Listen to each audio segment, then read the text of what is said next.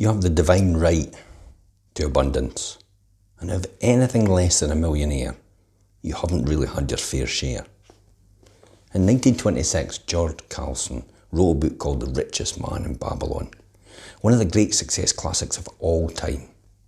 It's the fabled story of a man named Arcard, who's a simple scribe who conceives his client, a moneylender, to teach him the secrets of success.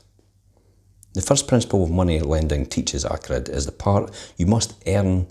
What you earn must be yours to keep. He goes on to explain that by putting yourself aside 10% of his earnings and making the money inaccessible for expenses, he would see this amount build over time and in turn start to earn money of its own. Over an even longer time, it would grow into a lot more because of the more powerful investment of compounding interest. This is going to blow your mind once I'm finished with this. And if you understand the concept of compound interest, you'll never sleep right again. You'll be so excited. Many people have built fortunes by paying themselves first. It's a true and effective way as it was in 1926. So let me tell you a story about this formula. It's as easy as a 10% formula is. I was also shocked at how unwilling people are to hear this. And not too long ago, Jack Canfield was taking a limo from the airport back to his home in Santa Barbara. A 28-year-old limo driver actually asked, and after realising who he was to share him some of his principles of success he could apply to his own life itself. When he told him he should invest 10% of every dollar he earned, and then keep reinvesting the dividends, I could tell, or he could tell, that the driver was falling on deaf ears. He was looking for a get-rich-quick scheme. Get-rich-quick schemes do not exist. It is not possible. Don't kid yourself. This is a get-rich, long-term strategy. This is a lifestyle you're building here with compounding. And though opportunities can earn you money faster are always something to look for, I do actually believe that you must initially be built on a solid bedrock of long-term financial investment planning. The earlier you start, the more quickly you can build for a safety net for $1 million or £1 million. The reality is, if you have young children or you have young grandchildren, you should be taking out a pension from them from birth just now.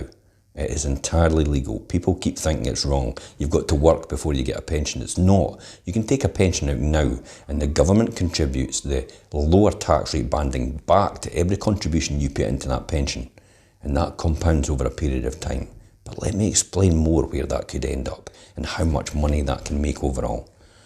So sit down with a financial planner, or go to one of the myriad sites on the internet where you can enter the amount of your current net worth and your financial goals for retirement, and then calculate how much you need actually to invest and save in order to retire for the point that you want to achieve in your goal. And I've said it here previously, compound interest is really the eighth wonder of the world and the most powerful thing I've ever encountered. And I'm in good company because Albert Einstein thinks the same way as well. So if you have a new idea, if you are new to the idea of compound interest, let me talk to you and tell me how it works. If you invest $1,000 or £1,000 at a rate of 10% interest, you'll earn £100 in interest at the end of the first year, and the total investment left will be £1,100. If you leave both the original investment and the earned interest in the account, the next year you'll earn 10% of that, which is £110. But then that'll add on to the £1,100. And in the third year, you'll earn 10% of that, which is the £1,210 you've got in, and so on and so forth until you leave it there. At this rate, your money will actually double every 7 years. Yes. Instead of 10% every single year and it taking 10 years to double, it doubles every 7 years on compounding principles. That's how eventually it turns into a huge amount of money over time. Of course, the best news is time is your friend when it comes to compound interest. The sooner you start, the greater the result. Consider the following example. Mary starts investing at the age of 25. This is classic. This is classic ways to understand why compounding works. And I tell you what, once you understand it, you'll start earlier and you'll get everybody else to start earlier as well. Okay, so let's look at it this way.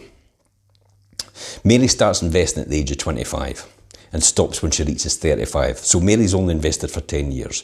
Tom doesn't start investing until the age of 35, but keeps investing until he retires at 65. So Tom's invested for 30 years. Both Mary and Tom invested $150 with a rate of return of 8% each year compounding interest.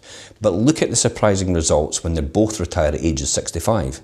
Now remember, Mary only put in for 10 years, $150 every single time. Tom took 30 years, $150, but he waited till later on. So Mary only invested $18,000 over 10 years and ended up with $283,385, whereas Tom contributed $54,000 over 30 years and ends up with only $220,233. Wait a minute, he's put in more, but he's got less. The person who contributed for only 10 years, Mary, has more than the person who invested for 30 years because he started later. The sooner you start saving, the longer you have for compounding interest to work. It's powerful magic overall. It is literally mind-blowing. If you're not getting excited by this time, maybe you need to change your thinking. The world's most aggressive savers make investing money a central part of their money management as they do paying their mortgage. To get into the habit of saving some money every month, immediately take a predetermined percentage of your paycheck and put it into a savings account that don't allow you to keep and don't allow you to touch it. Keep building that account until you've saved enough money to move it into a mutual fund or a bond to invest in real estate. You've guessed it. That's where the money is made, including the purchase of your own home. And the amount of money that's wasted in paying rent without building any equity in the home is a tragedy for many people. And that's as a result of what they do. So the key is to actually keep investing some of the money. Now, me personally, I live on a certain amount of money every year and I stick to that religiously. Everything else goes back into investments. So that all gets taken off to begin with, it all gets reinvested, and then I live on a predetermined amount every single year. I make more money, guess what? I still live on the same amount every single year, and the more money goes, you've guessed it, back into investment. That's how you build wealth over time on compounding. So investing just 10 to 15% of your income will eventually help you amass an absolute fortune. Pay yourself first, then live on what's left. This will do two things. It will force you to start building a fortune, and even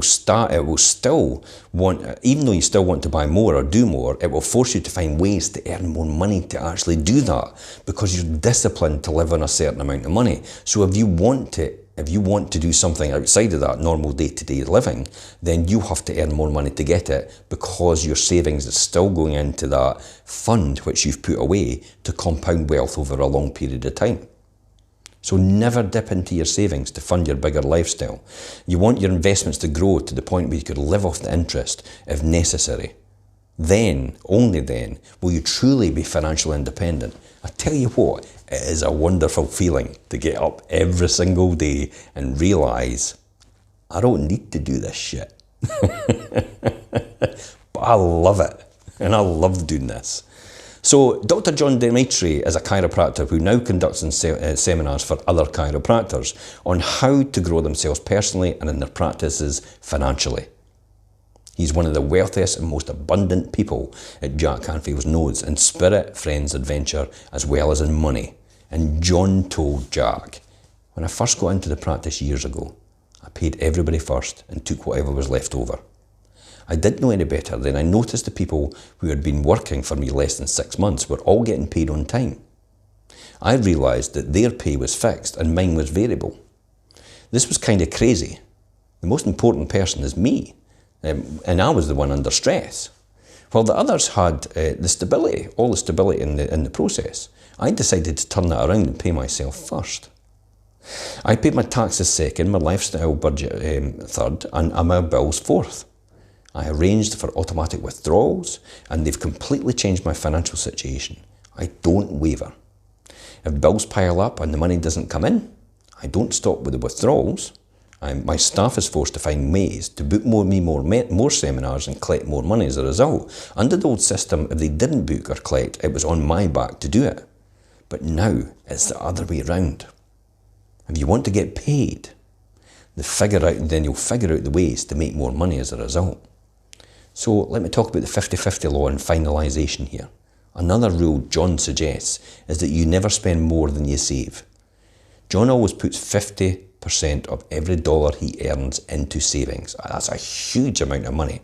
But I tell you what, if you start early enough and you put 10% in, you will be a millionaire when you retire. Putting 50%, that's mind-blowing. Now, for a lot of people, it's not achievable, but a small amount's better than nothing. So if he wants to increase his personal expenditures by 45,000, he has to first earn an additional 90,000. So let's say he wanted to buy a car for 40,000. If he can't put an extra 40,000 into savings, you don't buy the car. That's simple as that. Either buy a cheaper car, make do with the one you have right now, or go without or make more money to buy his new car. The key is that you don't raise your lifestyle until you've earned the right to raise it by putting the same amount into savings. If you do raise your savings by $40,000, you know you've earned the right to raise your lifestyle by that same amount as well. The 50-50 law will get you rich very quickly. It's one of the core of billionaire Sir John Marks Templeton's strategy for building wealth. And tomorrow, we're going to tell you a bit more on how to do this. And I'll see you tomorrow.